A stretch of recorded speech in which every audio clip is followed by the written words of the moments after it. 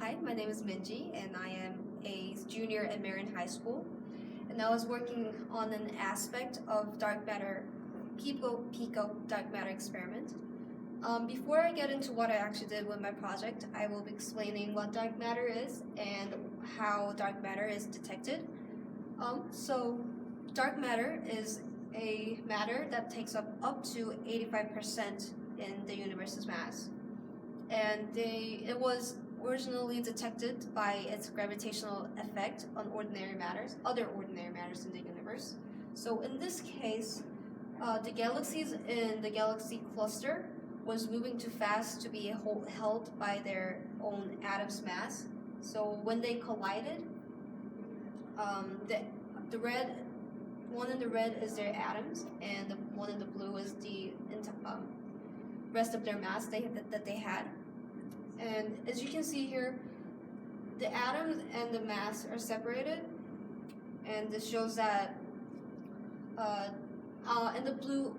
mass in the blue takes up to 90% of their entire mass, and this shows you that their atom's mass was not the whole mass that they had. That's not the only thing. Keep going. You're fine. So far, the scientists were not able to detect individual particles of dark matter, and Pico was working on that by using bubble chamber techniques. So bubble chamber technique, which means bubble chamber uses superheated liquid that is in metastable state, and when a particle comes through and hits an atom, that atom will be ionized, and it will cause heat, and that will cause a mini explosion in the liquid, which means the liquid will go into phase transition, which means they will turn into gas. And when that happens, we can hear the gas bubbles popping and growing by using acoustic transducers. So what acoustic transducers do is that they collect all the sound energy and they translate it into another form of energy, which will be electrical energy in this case, which will be signals on the screen. It's not turned off, but I'll just do it. So if I talk to them, they will respond with signals, and so do whatever, and then you want to try it, and then that's it. Okay. So let's see. Why we use why we use transducers is so if you look at this graph here, it shows that this part is the sound caused by neutrons, which makes the same sound as dark matter particles do, and the red part is the sound caused by radioactive backgrounds. So you can see that the sounds are different, and we are able to detect the difference by using acoustic transducers. So the problem is the transducers that they use has piezoelectric material inside, which is made out of ceramics, and they're radioactive. So that means when we're trying to detect dark matter particles noises, we get all the more background noises with it. So Pico was trying to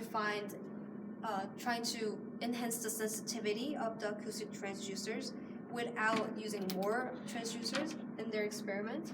And my project was focusing on the hypothesis where transducers with larger Faraday enclosures will have more sensitivity than the ones with smaller enclosures. So I built 4 transducers right here in different sizes, and the ceramics used inside the amount of ceramics that are used inside are the same, only the sizes are different, only the enclosure sizes are different. And I exposed all of them into the same sound, which you can see here. I set it up in an air spray test system, and I had to pick a single transducer and test it 5 times in the same process each time. And this is a power spectrum and frequency graph, which shows that The sound that I used for the test was the same every time, and the technique that I was using was consistent every time. So by that, I eliminated a possibility of testing conditions affecting my results. And I moved on to testing all 4 of my transducers. And this is another power spectrum versus frequency graph. And in general, in the limit of Pico analysis, the biggest transducer was more sensitive than the smallest one. So this result supported my hypothesis, which was transducers with larger Faraday enclosure sizes will be more sensitive than the ones with smaller ones. Thank you for listening. Any questions? Okay. It was excellent. Very vastly improved. One thing on the end is that it's not just the largest is more sensitive than the smallest, but it goes in order from the largest to the smallest. It gets less and less sensitive. Yeah. So the sensitivity scales with transducer size. Okay. Okay? Yeah. 2, you want to say this result holds for the frequency range of interest to Pico, Okay. where we look at data from about 1 kilohertz to about 200 kilohertz. Okay. What else? Other than that, man, it is so vastly improved over just one afternoon. So you're doing an excellent job.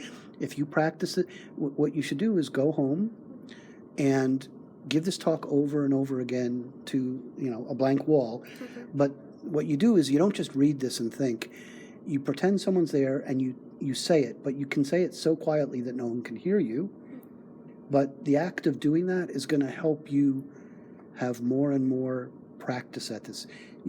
Do you feel more comfortable doing this now than you did at the beginning? Yeah, I feel more confident. You sure seem more confident, more comfortable, and your delivery is so much better, and you're hitting on all the points.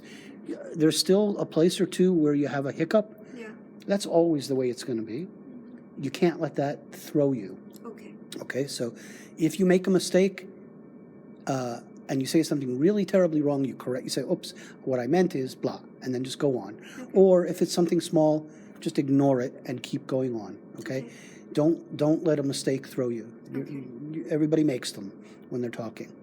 But your presentation is much more conversational than it was before, and I think you're almost there. Okay. Okay, so I'll post this so you can see all of what you did, and you can draw your own conclusions about it and things you want to change, but also you'll have a note of what I'm just telling you now because it's easy to forget all this.